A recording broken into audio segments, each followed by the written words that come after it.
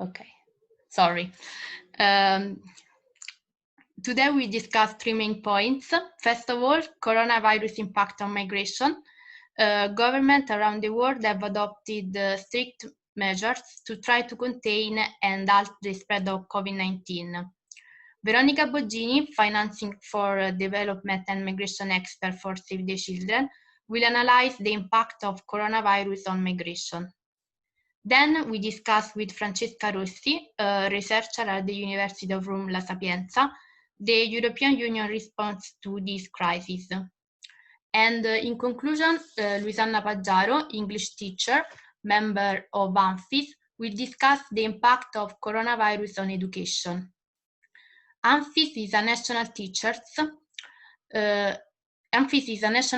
association that is acknowledged as a certified teachers training institution by the Italian Ministry of Education. After following the presentation of the keynote speakers, there will be 2 debates. There will be a first debate in small groups using the breakout rooms. I will assign you to different groups. Consider your choice in the registration form. You will have about 10 minutes to discuss the COVID-19 impact on each topic, so migration and education and the European Union response to this crisis. Finally, we will return to the main session again, and there will be a final debate in which the reflection from each group will be shared to all participants. During the presentation of the keynote speakers, I will create the rooms, and after following their presentation, you can join in it. During the webinar, please turn the microphone off. When it's your turn to speak, you can unmute yourself clicking the unmute button in the bottom left corner of the meeting window. We can now start our webinar. Veronica, would you please start with your topic? Sure. Hello, everyone. I'm very happy to be today here with you, and thank you for having me at this very interesting webinar. So I'm Veronica. I work with Save the Children Italy as an advocacy expert on migration and financing for development. And today I've been asked to share with you some thoughts about the impacts of COVID on international migration. This is a very wide issue, so I will focus on just some key points to give you some knowledge from the field based on what we daily see through the eyes of Save the Children staff. Let me start saying that as a global pandemic, COVID-19 threatens human and also children's rights in all countries of the world. But as all the crisis, also this one exacerbates the existing inequalities in the world, and so affects most those of who are already deprived and marginalized. So one group that requires particular attention is indeed the one composed by refugees, by migrants, and also internationally displaced people. If it's true that while they face more or less the same health threats as host population, it is also true indeed that they may face particular vulnerabilities due to the poor condition they live in, the working condition, the experience of their journeys, the barriers to accessing services, starting from the healthcare. So I think I can start sharing with you the first practical example from our work at Save the Children. Save the Children is actively present in Cox's Bazar district, which is a region in Bangladesh, which is home to some 860,000 Rohingya refugees. There we are building facilities for healthcare, we are providing information to families in the camps, and supporting with medical and sanitizing materials. But despite all of these and all the actions also the government and other organizations like us are doing, in the middle of May, the first case of COVID has been detected among the refugee population, and 2 weeks after, there were almost 30 cases and 15,000 people placed under quarantine. So I would like to take this example to highlight some crucial points that are more or less common to many different contexts around the world where displaced people, migrants, and refugees are involved. The first one is the lack of resources. Take Bangladesh. The capacity to assist and protect refugees there is very limited. And especially it is while the whole country is now focused on the domestic response. So basically what may happen around the world during this pandemic is that as government health systems are come under a lot of pressure, there is also the risk that migrant and displaced people's health and other services too are in a way deprioritized against demands for national population. Secondly, not for importance, is the thing that WHO's advices on protecting against COVID, you know, the physical distancing, the vigilant personal hygiene, the access to medical attention when symptoms occur, are very difficult to follow in most displacement and migration contexts. Think about overcrowded camps, informal settlements with no access to running water, for example. And another issue that severely impacts the status of people living with the refugee status or in informal settlements is then the possibility to have access to quality information.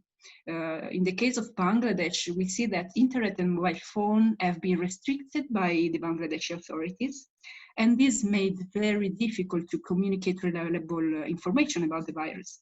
I'm sure you all remember how difficult it was to find reliable information on COVID during the first phases of the emergency. So imagine being in a refugee camp with restriction to your mobile. But starting from here, I would say that severe living and health condition may go also along with impacts on working conditions, for example, which have a great impact on the livelihoods of migrants, of refugees, and may pose also higher protection risks for people. You can think, for example, to the loss of work during this lockdown and the reduced income capacities that many families can experience, included migrants one. And this may push them, unfortunately, to resort to negative coping mechanisms, for example, sexual exploitation, child marriage, or also child labor. Just today, Gutierrez from the UN said that 1 million children risk to be pushed into child labor, for example. Among them, also many migrant children risk to be put into labor. So in addition, also during the pandemic, migrants and refugees risk to face added discrimination and xenophobia. Indeed, they are often target for xenophobia during major health emergencies as they are associated with spreading the disease. We have seen this actually also in Europe. Some politicians and forces across the whole continent attempted to draw a link between migrants and refugees and the current outbreak. Is the case, for example, of Greece, the Greek islands, where refugees have been attacked by far-right extremists, which basically use this issue to hinder other reasons and also to trigger a backlash from local population. And one final point I would raise is the impact on movement, as many countries during these months have closed their borders. We witness it in Italy, in all Europe, and in many countries in the world. Cases of refoulement or forced expulsions have already been reported in a number of regions. And whilst borders closures may be, of course, an understandable response in terms of limiting the spread of COVID-19, they also jeopardize the right to, in a way, to seek asylum, to seek protection. And the result is that asylum seekers go through even riskier journeys to reach the country where they would like to claim asylum. I can tell you the example of Colombia. Colombia announced an immediate closure of all their borders until the end, I think, of the month of May. And this deprived Venezuelans flying their country to seek asylum in Colombia to actually ask for protection. This didn't lead to a stop of migration flows, of course. This led just to higher risky journeys and to significantly increased protection risks, especially, for example, for adolescent girls, which were going through the cracks of irregular migration. So freedom of movement has been reduced also inside countries, as many governments announced that there should be no movements outside of camps, such as in Bosnia and in Serbia. But these the containment and confinement measures risk just to further excluding migrant and displaced communities. So we cannot forget also that in all these cases, COVID-19's impact is felt disproportionately by women and girls in particular, because they face the dual barrier of age and of gender. And this increases a lot their vulnerability. They are increasingly being exposed to gender-based violence, including domestic and sexual violence and beyond. And one sadly interesting thing regarding Europe is also that another category which is really impacted in terms of gender is adolescent boys, who are often stigmatized, who have reduced access to economic opportunities, and also are victims of violence. So I would like to conclude with some general recommendation. I will ask Serena if she can go to the second slide. And yes, thank you. It is estimated that I would say almost the 80%, even more, I think, of the world's globally displaced people live in low or middle income countries, which have weaker health, sanitation, water systems, even before COVID. So in many of these countries, healthcare is mostly out of pocket for refugees and migrants. And also in Europe, many people are living in overcrowded camps or in informal settlements. They have limited or if no access to running water, to electricity, to healthcare. So if the impact of the pandemic on this specific group of people is not mitigated, we expect really to see a spike in suffering among these people. And this is why I share with you this first recommendation, because first of all, states can and should ensure access to asylum, to protection, while also protecting public health. They can do it. They may, of course, temporarily close their borders to limit the transmission of the pandemic, but provided that any such measure is non-discriminatory, is necessary, proportionate, and also reasonable. So, for example, states can impose measures such as we saw the quarantine, self-isolation, testing, but also respecting the principle of non-refoulement and the human rights of people and, of course, asylum seekers' rights. And also restriction of movement inside and outside countries should not be nor arbitrary nor discriminatory. Then a second recommendation in the next slide, please. Is regarding rights. Rights of refugees, internally displaced people, and migrants are already at risk in many countries due to some of the measures taken during in response to COVID-19 outbreak. But there is the risk, a real risk, that temporary measures to respond to the virus will be maintained long after what they are needed, and thus diminishing the respect for international refugee rights. So we need really to be vigilant in upholding these rights, and the role of civil society, and I'm happy to say this here to all of us, to all of you, the role of civil society in monitoring the respect of human rights is really vital, is crucial. And finally, my last slide is about the response, the public health response, and also other responses to this emergency.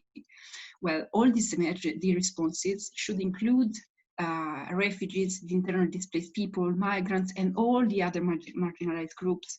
And they should address the risks affecting them, because only in this way we can really have an effective response.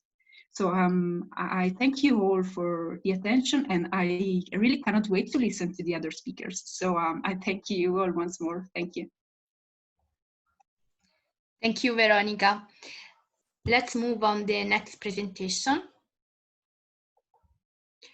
A pandemic is the kind of crisis that is at once typically national, yet also poses a challenge at the European level. How is the European Commission working to support efforts to tackle the COVID-19 crisis? Is the EU prepared to contain the spread of COVID-19? These are only two of the issues raised after coronavirus outbreak. Now I give the floor to Francesca Rossi, who will share light the European Union response to COVID-19 crisis.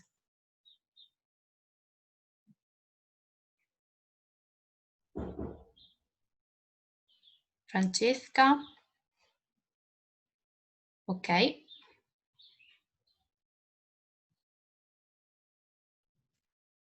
Can you hear me? Yes. Okay. So, good afternoon to everyone. And today I'm talking about the European response to the outbreak of coronavirus. First of all, we have to identify a moment.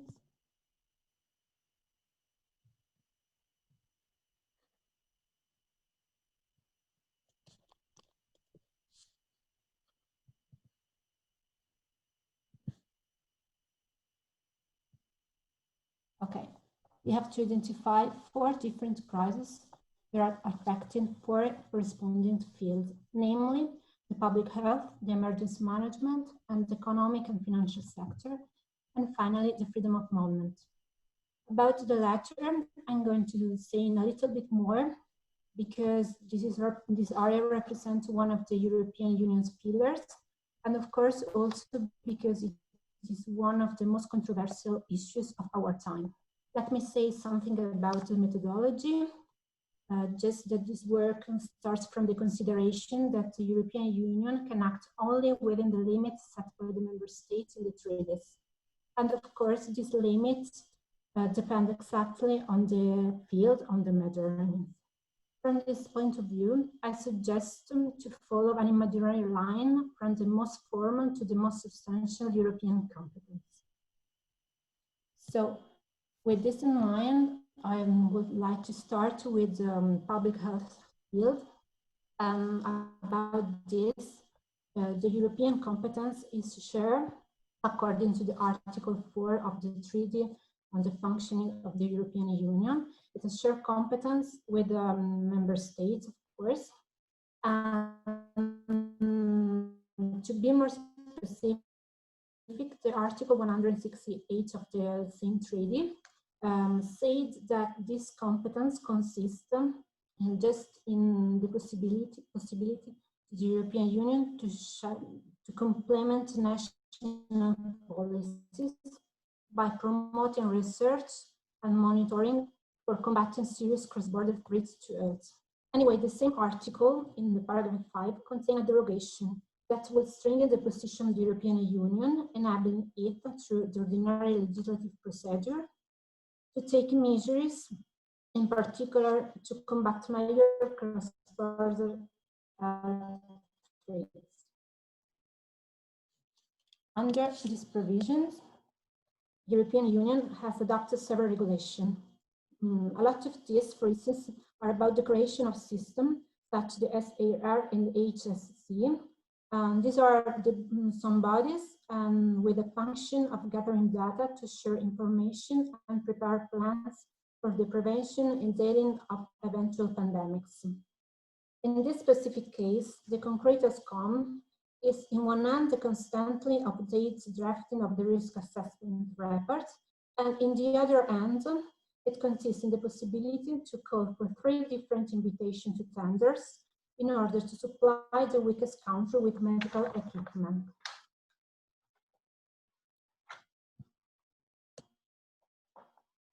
About the second field, namely the emergency management, the European intervention seems more impressive than in the public health sector, despite the jurisdiction is the same, so I share competence. Anyway, going to the point, the matter is regulated by Article 222, letter B, of the Treaty on the Functioning of the European Union. According to this, the European Union can mobilize all the instruments available for assistance a member state, but it is possible only if the national political authorities express a specific request and only in the case of natural or man-made disasters. So it is necessary to underline that there is not any obligation for the other member states. Moreover, a voluntary solidarity is not expected. Actually, the Declaration number 37 annexed to the Treaty of Lisbon authorized each member state to take all measures it considers necessary to fulfill its duty of solidarity. Anyway, there is no possible mechanism for a unified or at least coordinated response. And this is the real limit of the European actions. But in terms of coordinated action, we can see that the European Union has jurisdiction on the matter of civil protection, and it is regulated by Article 196. According to this norm, the European Union has the specific competence to support and coordinate the action of all the European countries. Moreover, it's clear that this is the most practical measure regarding the emergency management. To be more concrete, the technical tools with which the European Union should implement the action inspired by this article is the mechanism for civil protection, known as RescEU. This is exactly the instrument which was activated by Italy at the end of February for the supply of medical equipment and personal protection. So we can go to the third field.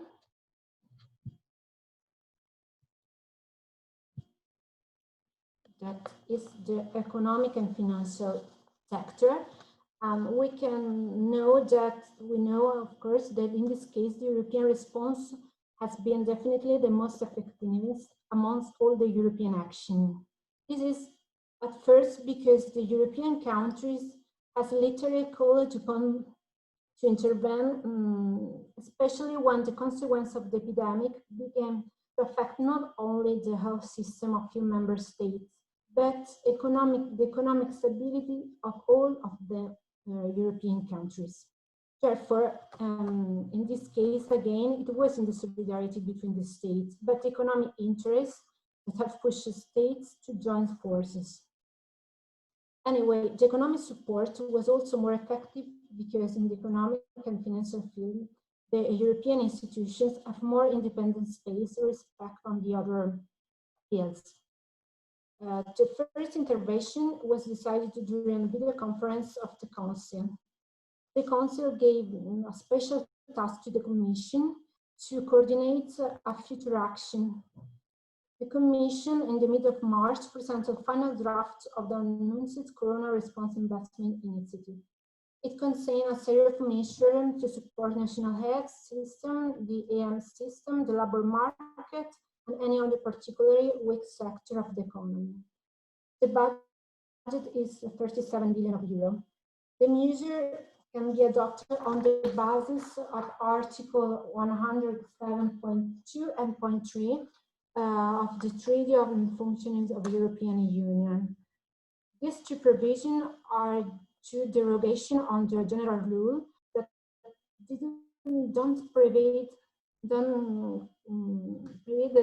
possibility to exercise to promote or implementation the economic system of any European countries.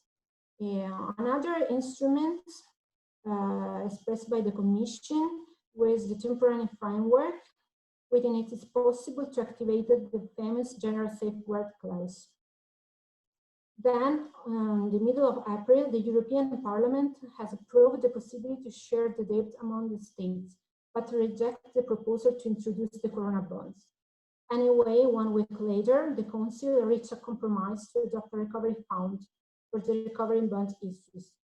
These bonds, unlike the Corona bonds, do not cover the previous debts. The plan now is about 750 billion, but a lot of voices to country have already been raised. But the most important intervention was the one by ECB that issued a pandemic emergency purchase program for at least the same amount, so 750 billion. Anyway, before going on, I would like to express a first consideration. It is that the Commission, as you can see, is the European institution that has been most active, especially emanated several guidelines with which it has tried to put a limit to excessive and often illogical, restrictive and protective action of some of the member states. I made this consideration because it can work also as a premise to introduce the European response to the fourth crisis that is affecting the freedom of movement. Indeed, during the first days of the outbreak, the coronavirus outbreak, the measures was entirely in the hands of the national governments that opted for very aggressive responses, actually. The limitations decided by the national authorities are likely to destabilize the area of freedom, security, and justice.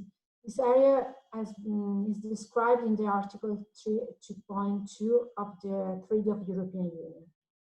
Anyway, to be more concrete, it's the Article 77, letter A of the Treaty on the Functioning of the European Union, that say that the European Union has the task to entrust with taking the necessary measures to ensure the absence of any control of a person when crossing internal borders.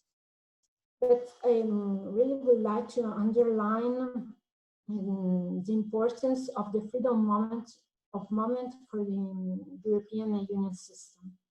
As I already mentioned, this is one of its pillars.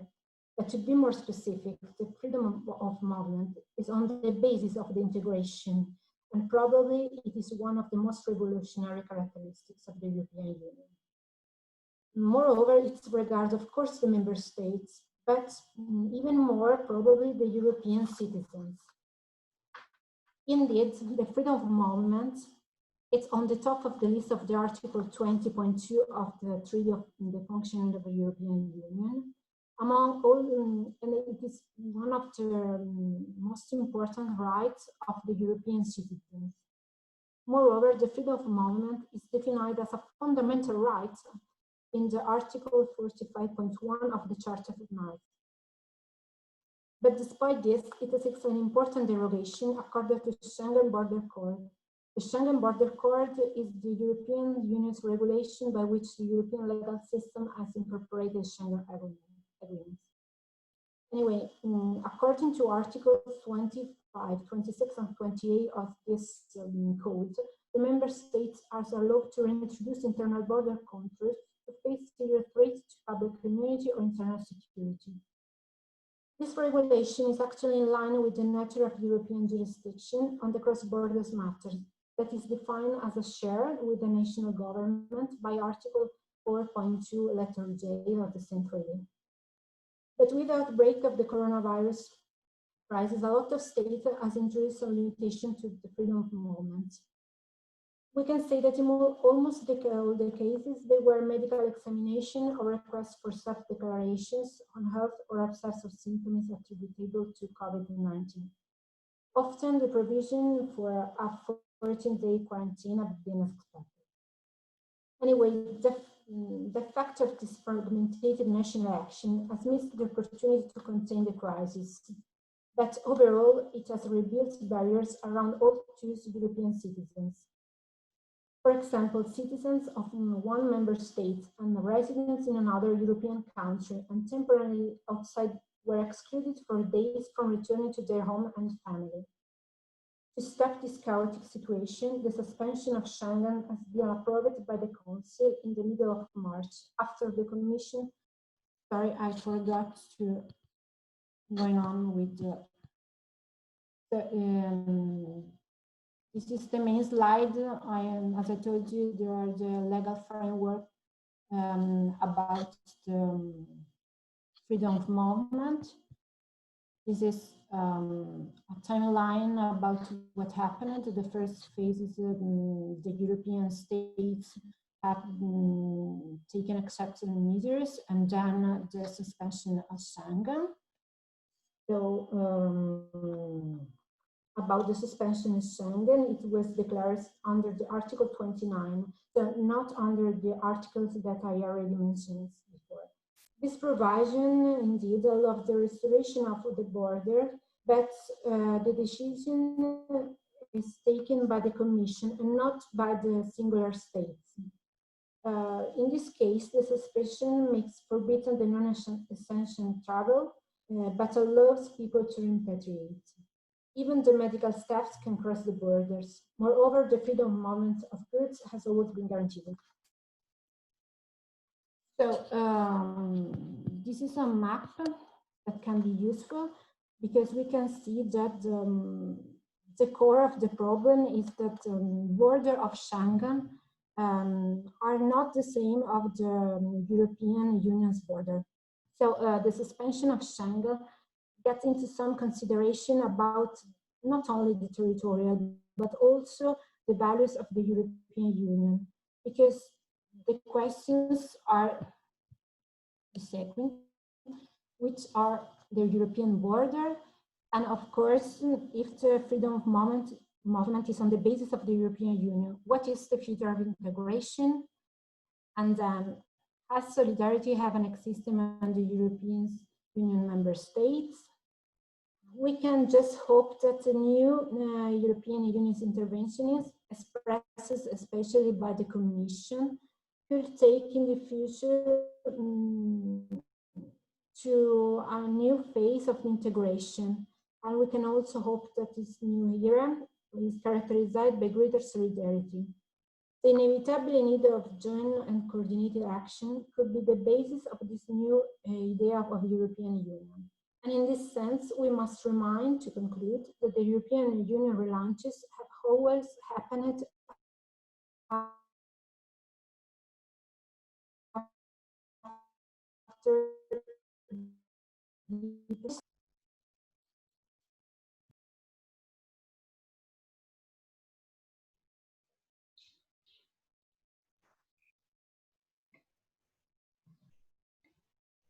Francesca had problem with Wi-Fi connection. So let's move to the last presentation.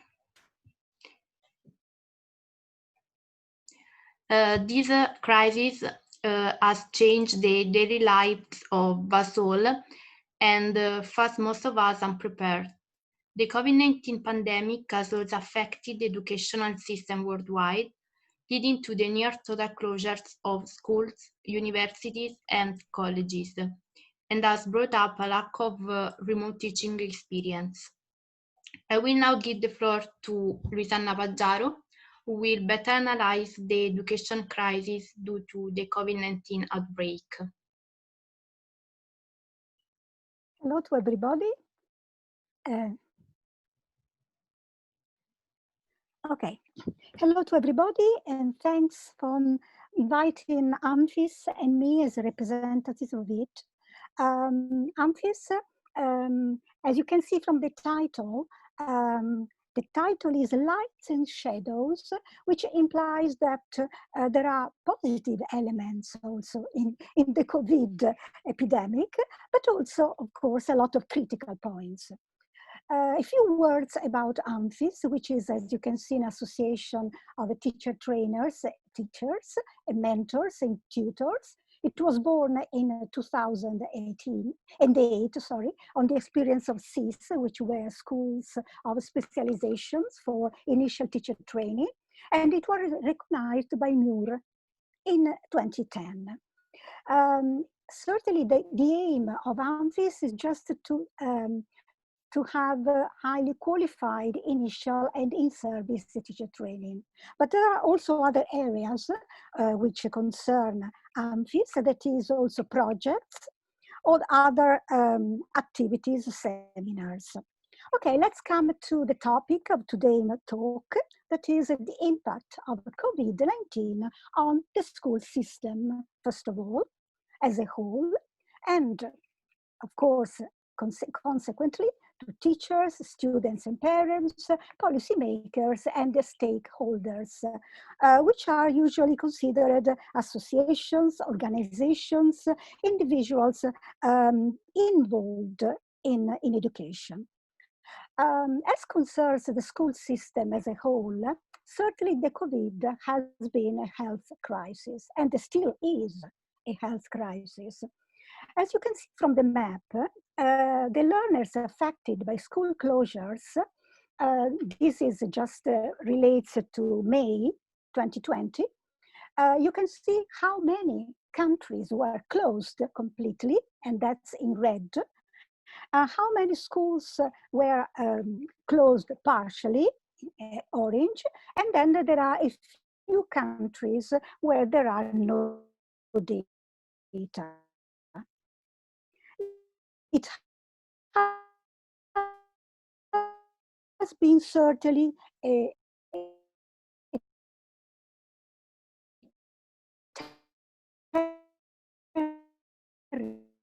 terrible, and it is a terrible pandemic,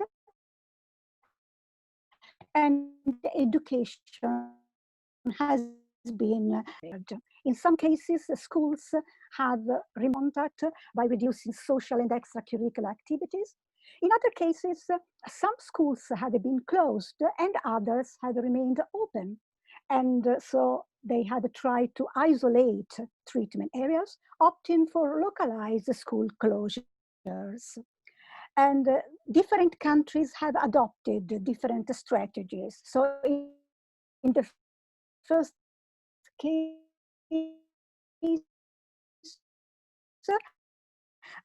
we have an example of Russia. In the second, we have also Brazil, India, Canada. In the third, which is and educational resources to mitigate loss of learning. And this is common to all countries. If we go on, one crucial question is the fact of be prepared. And here in this map, we can see that the process of addressing coronavirus should be cyclical. And so from preparing measures and actions to coping with the epidemic to recover, just having different kinds of actions. As you can see at the bottom, trainings in schools, rolling out hygiene practice campaigns, imposing school closures, offering distance learning, and so on. But certainly this action, this cyclical process is very important. What are the main changes caused by the emergency? In terms of management, because in schools, teachers, students, parents have had to cope with this emergency, sharing roles and taking different responsibilities. In terms of organization work, for example, the lesson couldn't be as long as in presence. So times and procedures changed. And the timetable of the lessons was more flexible and essential, which meant that it had to concern the very core of the school subject. So a process of reducing the content of lessons. Another important aspect is cooperation and pool of competencies, because teachers have had to work together to improve their competencies and also have to be ready to cope with the unexpected. The question of assessment is central to this problem of education and also online learning, because the epidemic has occurred during the second part of the school year. And so it has become necessary to discuss and debate the question of assessment. In Italy, the Ministry of Education has issued a note in which they have given some suggestions, some instructions, some new rules about exams. In particular, the third class middle school exam and the state exams have had to be changed. And also another suggestion which they have proposed and the teachers have very much felt is the fact that they had to rely on formative assessment, not so much summative, just because it is what we have to consider is the process of learning of students, not just what they have come to, just because the school year has been so shortened and so different from the others. Other forms of assessment, so new rubrics, and also forms of self-assessment, which tend to promote students' autonomy. Going on, let's get into teachers' attitudes. Let's examine them more closely. Certainly teachers, like all people, have been quite anxious and worried about their own health, their relatives' health, the people around them. They have been affected by the great changes in personal and social lives. And this is something which happened to all common people. They have adapted to the new difficult situation and they have tried to look for solutions.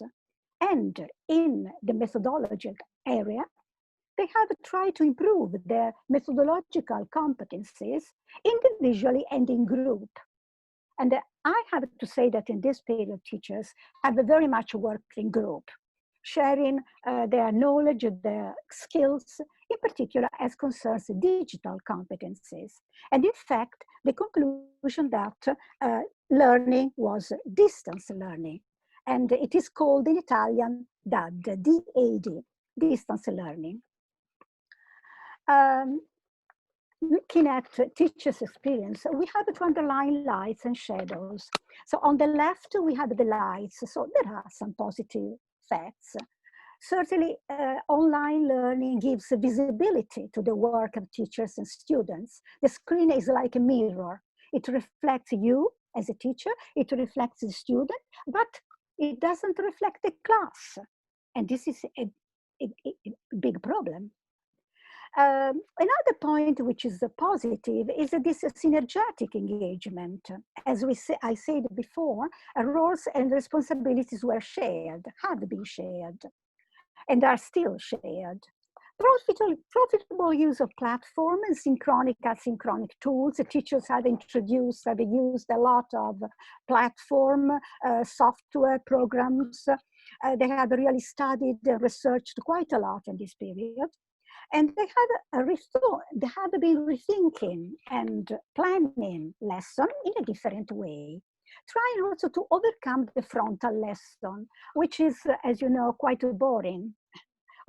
Just sitting in front of the computer, it's quite boring to have a long lesson, okay? So teachers thought that it was necessary to find something else, something different. That's why they tried to be more creative and to experiment new ways. On the other side, the fact that there are critical points. Not all teachers have felt they were and they are prepared for this new emergency. School without physical and personal contact doesn't seem to be school, is not school. So it is a difficult relationship, just relying on online communication. And then there is a terrible question of digital divide, because not all people, not all families have enough income. The income is enough to let them have a lot of electronic devices. Think of a family in which there are 2 or 3 children who attend different schools. And the other point is a need to alphabetize the teachers and students, and learning difficulties for students with special needs. And that's certainly the part of the students who have mainly suffered from this.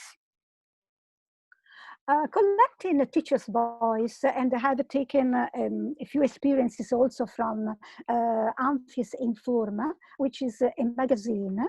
In the issues of April and May, there are quite a lot of reports from schools in which teachers have explained their experiences, what they have done, what the students' response have been, and so on. I have just picked up a few voices. Suddenly, the mental and emotional horizon of our work has changed. So it was a revolution, actually. Like doctors and nurses, teachers have to take on the responsibility and commitment. So they feel extremely responsible and concerned about the situation, education, students. This is the most meaningful experience in my career as a teacher, but let's go back to normality. Okay, that's what all of us hope to have in a short time. We have to keep relationships alive and continue to be a guide for our students. Teachers have been psychologists also in this period. So try to be very close to students, to understand them. I feel a great impulse to experiment and be more creative. If we pass from teachers to students and parents, we find other attitudes and other behaviors. Students at the beginning seem to be interested, curious, certainly worried as all the other people, sometimes disoriented and demotivated. Okay, as I said before, sitting in front of a computer, having to pass hours in front of it. And certainly they lacked and missed a lot their classmates. Not always able to use the formal electronic devices, preferring the informal ones. This is a question concerning alphabetization, because students as well as the teachers have to learn how to use electronic devices. Parents, it has been a great test also for parents. They have usually been helpful and cooperative. But as we know, there are a lot of disparities between families. And also parents, not all parents had enough time to dedicate to their children. And not even knowledge and skills, not even competence in school subjects, or certainly in the resources available. Students' voices. Here I have just picked up a document from BBC News, which you can watch, and I enjoyed it because it gives an insight into students' life during the pandemic all over the countries. And I have just pointed out a few things. First of all, really hard adjusting to this new way of life. Hard for everybody and for students, probably much more than for adults. Lying on the bed, hibernating away like animals, closed in hibernation. Recording videos and posting them on social media, so doing some activities. Being in limbo, so this area, as coronavirus holds exams. Hoping this pandemic is over when I wake up. It's a sort of nightmare. And then the last question is very important. What is going to happen with the school and university in September? And in fact, a big debate has opened about this problem. Sorry, this is in Italian, but I'm going to sum up the main points. It is a letter addressed to the Ministry of Education by an Italian student who is very much critical about online working. And they think that the school can be substituted by a tablet, a computer, or smartphone. No, school has to be lived. And the other point is that school should provide all the opportunities to all students without any distinction. And this has not happened. And the last point is quite sad, because he said that not all students could take advantage of online learning because they didn't have a good connection. They were listening to the voice of the teacher a feeble, raucous voice, and their attitude was very sad. Their mindset was very sad. Okay. In terms of policymakers and the stakeholders, this circle underlines what they are supposed to do to fight against the epidemic, and also to provide the schools with the suitable resources. So certainly policymakers and associations, organizations, institutions have to take decisions very quickly. They have to plan what they want to do. They have to provide the resources. They have to monitor and evaluate what is happening, what has happened using the resources. They have reflected on what, on the facts, on the events, on the results, and finally, once again, taking decision, and so on. So the cycle is important. What are the future challenges? Going from left to right, there are different possibilities, opportunities. For example, alternating lessons in presence and online. Certainly, new school organization in times of learning have to be thought of, have to be planned. But together with the organization, there is also the question of methodologies. So research in new methods and assessment strategies. And the goal is well-being, active learning, which are the goal of health, education and health at the same time. So we are coming to the end, we're getting to the end. At this point, the debate on future steps for the opening of schools is quite heated. Various ideas, suggestions, and plans are being presented by policymakers, administrators, institutions, associations. Certainly, we have to look forward. And we have become aware through this epidemic, we have become aware of human fragility, but we have also to be hopeful that a new vision of education and life may emerge out of it. Thank you so much to everybody for following. Okay, thank you for your interesting presentation. Now we can start our debate in the breakout rooms, our group discussion. There are 6 rooms in which each group will analyze in detail one of the topics discussed with the keynote speakers. Now you can confirm the prompt to join the breakout room and start with our debate in small groups. It will last about 10 minutes, then you can return to the main session again, and we will have a debate all together. Now you can click on join and start with group discussion. Okay.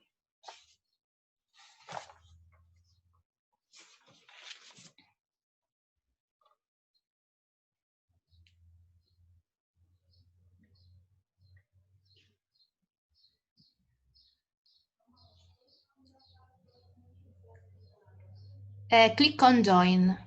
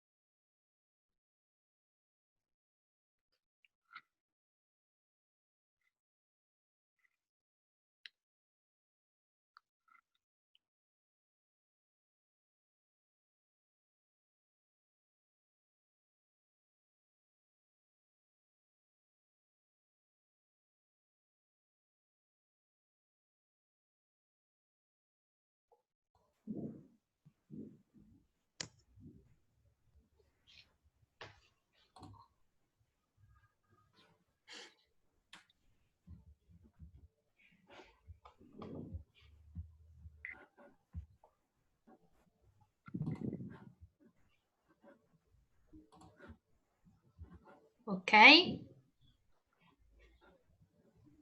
Your time is up. Let's move on the final discussion. Does someone want to start sharing the reflection of his or her group? Serena, yes.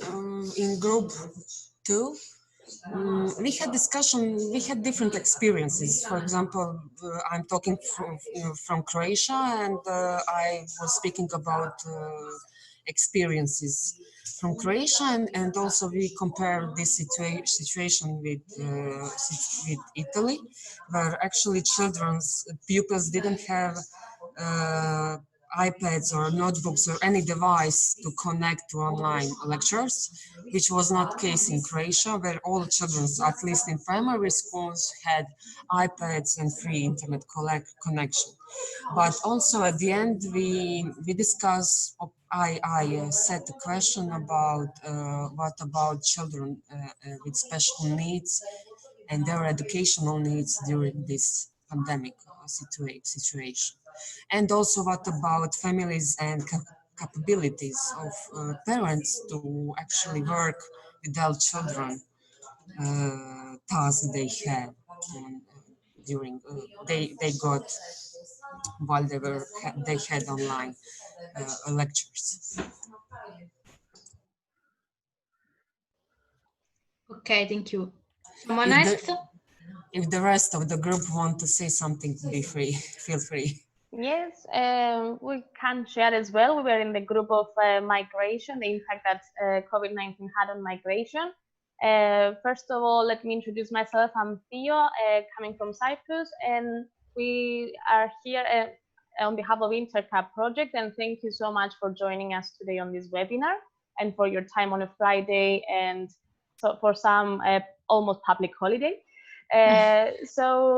Okay, our team, we were 9 people attending this group, and we had some very interesting thoughts from the participants regarding migration, how it affects at local level, this pandemic, how it has affected at local level, and then at the European one. And some of the main points is that for example, in Malta and in other countries, we face that migrants did not have any educational opportunities, either because of funding or the resources that they couldn't attend online courses. There is no resilience option, and how migrants can react on such situations, or refugees or asylum seekers. So this was harder for them, even harder for them. because also the information in some countries, they were not adequate or in their language to be on time informed.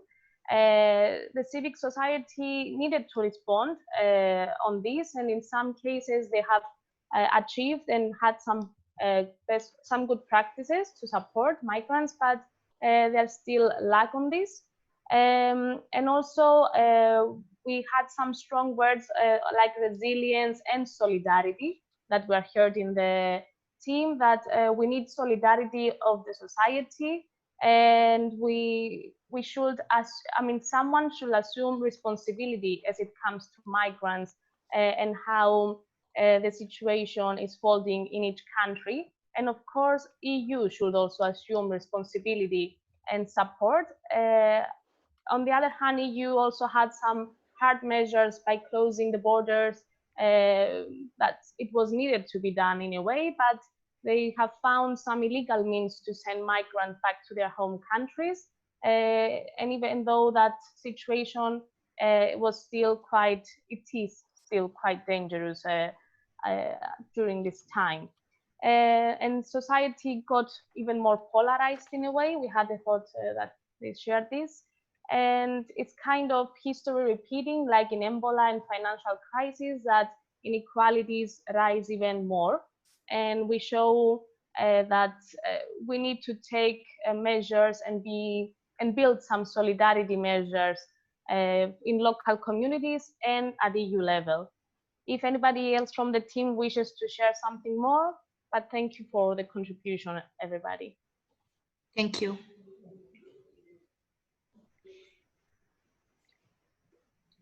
Anyone want to share the reflection of Israel group? Alexandra? Yes. Yes. Hello. Thank you for recognizing my hand being up. Yes, we were in education group 1, and we were 7 people in the beginning, and then 1 person had to leave earlier. And we had actually the luck to have our 3rd speaker, Luisana, in the group. So we connected our discussion with the 3rd presentation, and discussed, for example, how it's been for teachers, how they cope with the whole situation, with the overwhelming amount of online tools and software that they have to work with at the moment. And Luisana actually gave a very interesting insight into the situation in Italy, that the students, of course, younger generations, coped much better with all the tools and softwares. For the teachers, it's been quite challenging, but younger teachers coped much better than the older ones. And what I found very interesting was the idea, or what's been active in Italy, is that younger teachers cooperate with older teachers and build some kind of a tandem for cooperative learning and experiencing and getting to know the software tools and all this online world together. So I thought that was an actually very interesting insight, that there could be like a tandem of an older and a younger teacher who could share their experiences with each other. And we also discussed shortly how it looks like at the universities in different countries, whether it was easier for universities to switch to online learning than for schools, because that has been the case in Germany and apparently also in Italy, where in Italy the universities decide individually if they switch 100% to online learning or do some mixed mode of learning in presence and online. So all in all, it was a very interesting discussion, and if other participants of the group would like to add something, they are most welcome. Thank you. Thank you, Alexandra. Yes, Luisanna. No? Okay. Someone else?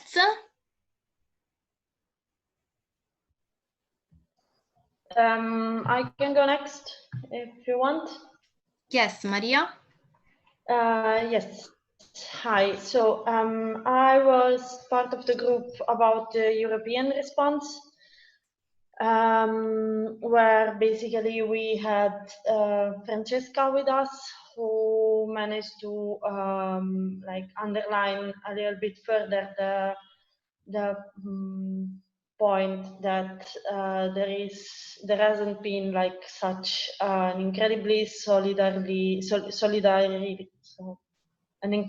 a great solidarity in the response from the European Union, at least not in all the fields, but mostly in the economic field. So basically we have discussed a little bit on what is the scenario that awaits us afterwards. So like what is the evolution of the European Union coming out of this crisis.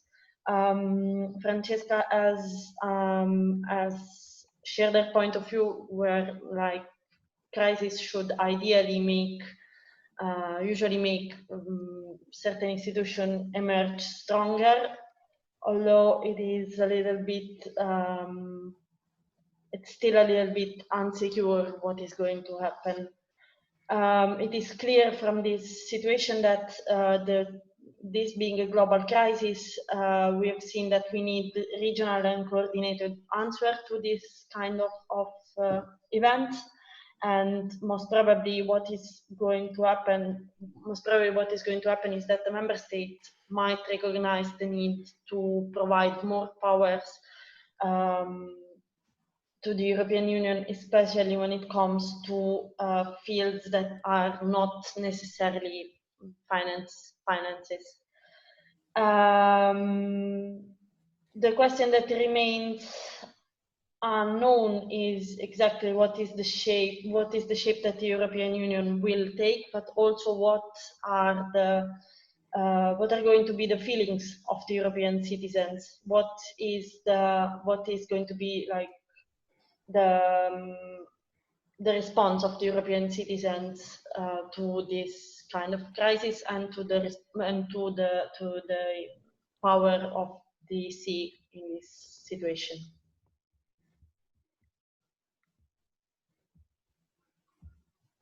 Yeah, that's it. I don't know if someone wants to add something from my group.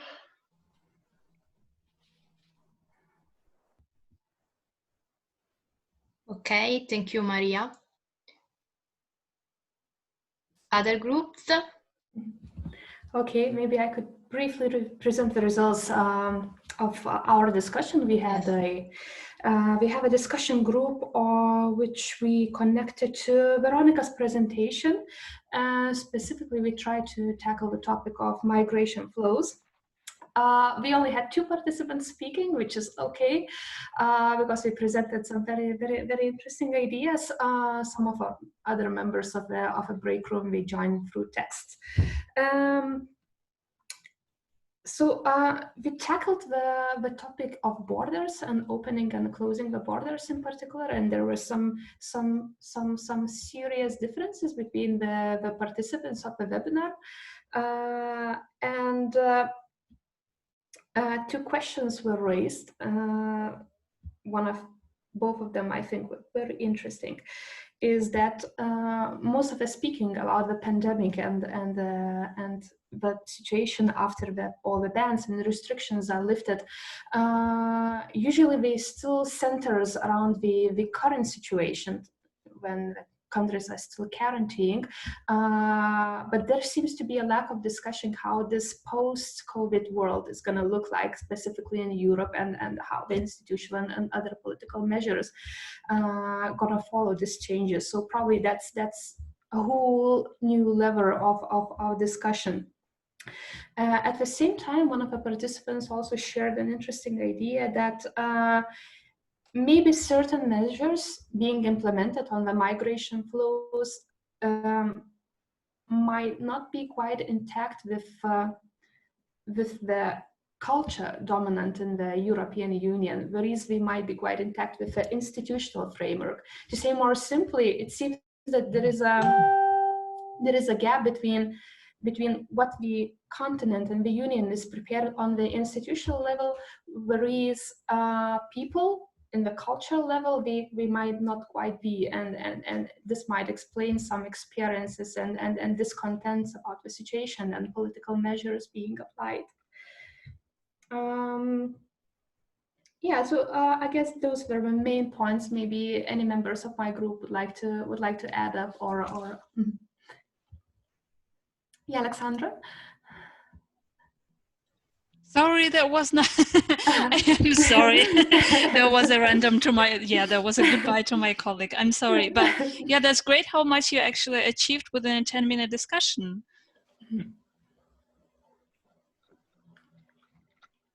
Yeah, just to add to that conversation, we're also talking about, you know, what are the stances that countries are going to take after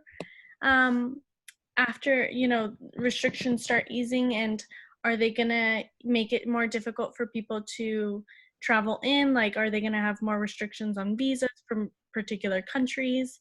And will that, you know, like emphasize discrimination that may already be there, and then that's, you know, like they could say, oh well, this is just the policy on top of it. So we were just kind of seeing what's going to happen afterwards as well, you know, how that impacts the global world and how we travel, and you know, how people live in different places.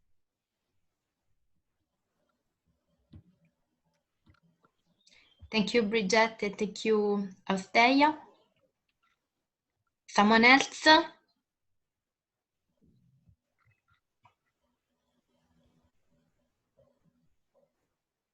Okay, if there are no more questions, I'd like to thank you, all of you, for participating in this debate. And if you want to keep update with InterCap project, you can register to our website. With your registration, you will have unlimited access to the e-learning platform and material of the InterCap training package. You can also join our community of practice for additional resources. And to join our community of practice, you only need to log to our website or register if you have not an account, and click on networks. Just a moment, and I show you our website.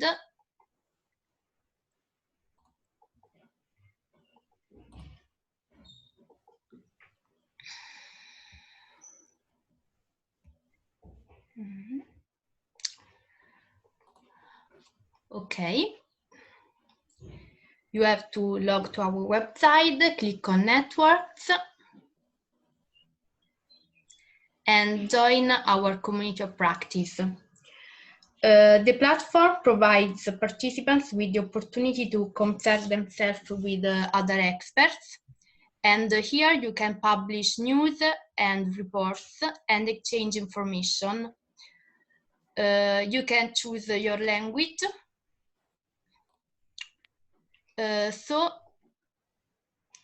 COVID-19 is changing our daily routine, but InterCap partners have created some ways of keeping active. In fact, InterCap project offers online free courses, webinars, and free downloadable resources that aims at increasing your knowledge base on development, education, migration, and sustainable development themes. So if you want to keep update on our upcoming event, you can register to our website and follow us on our Facebook page. Thank you again for your interest and participation, and a special thanks to Veronica, Francesca, and Luisanna for their time. Bye-bye, and I hope to see you soon, online, of course.